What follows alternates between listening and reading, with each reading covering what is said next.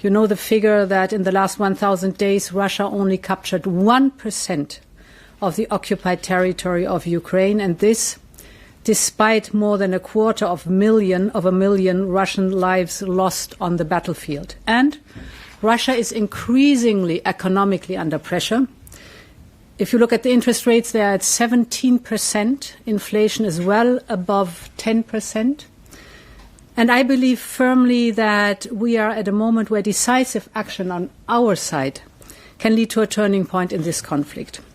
We have taken already unprecedented steps in the last month. Our white paper has outlined our strategic priorities and the strategic direction. And we have proposed new ways of funding. You know our instrument SAFE, that is now in record time up and running. And tomorrow at the informal European Council, we will discuss the way forward. On European defence, I see three relevant topics. The first is capabilities. Yeah. Member states have a single set of forces, and they assign this single set of forces to a NATO mission, an EU mission, United Nations mission, or coalition of the willing.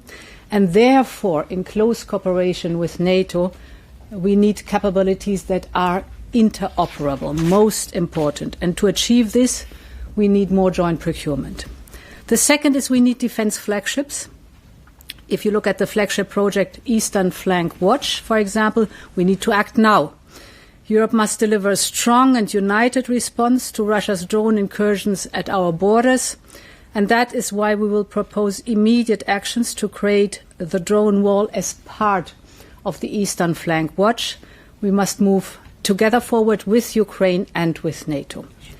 And the third element is we need defence industrial readiness. A ramped-up, resilient and innovative European defence industry is key. The industry needs to deliver at speed and at scale. That is absolutely important, and to produce state-of-the-art military equipment. This is, in a nutshell, our preview on some of the key elements of the scoping paper that we will discuss tomorrow in Copenhagen. And in 2 weeks, then, we will present, in cooperation with NATO, the full version of our Readiness Roadmap 2030. Finally, a word on Ukraine.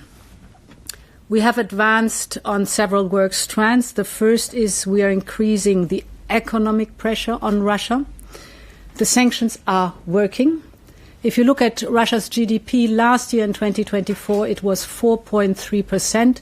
Now it's projected to go down to 0.9% in 2025. So we need to increase the pressure.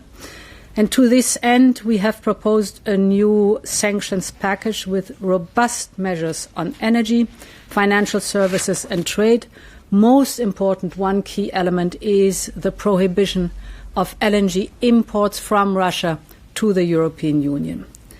Second, we need to provide military assistance to Ukraine. If we continue to believe that Ukraine is our first line of defense, we have to step up the military assistance to Ukraine.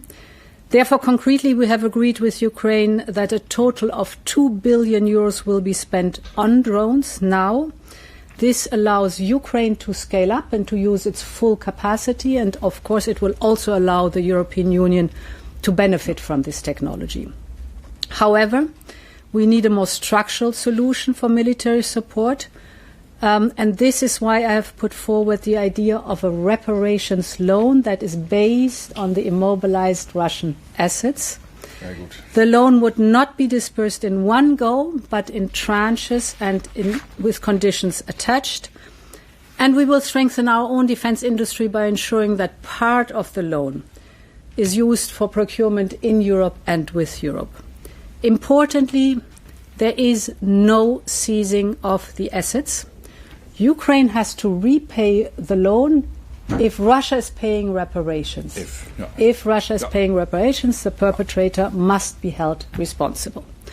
Thank you very much, and over to you, Mark. Hey, thank you very much. And basically all you said I can completely agree with. Let me first start with saying that the cooperation we are having is excellent. From day one when I started, we completely work together as one team, which is extremely important. And also on the assumption that we have a clear division of labor. NATO is strong at standard setting, at capability targets, and the EU has this enormous power of the internal market. As you said, making sure that the defense industrial base is developed, making sure that the money and the assets are there to support Ukraine. And also when it comes to the drone wall initiative, I think that was an excellent idea, and there was a first meeting last Friday, and NATO was participating. Also bringing together the eastern flank states in NATO working on this big issue.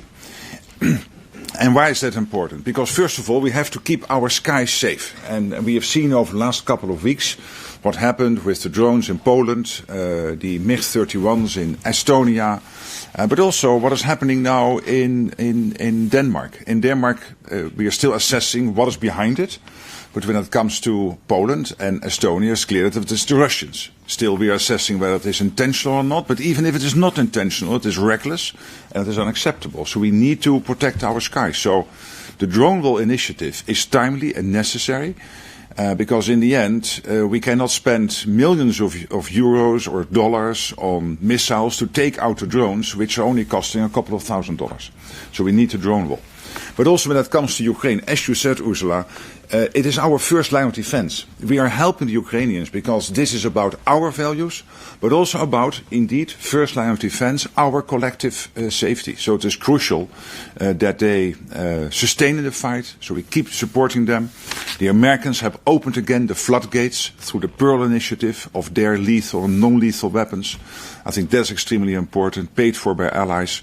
But everything the European Commission is now doing through SAVE and other initiatives to bring Ukraine to the best possible place is crucial, both in the fight but also when it comes to potential peace talks, for them to be then in the strongest possible position. So for all of this, our cooperation from day one, we were friends already when I was still Prime Minister and you're already President of the Commission.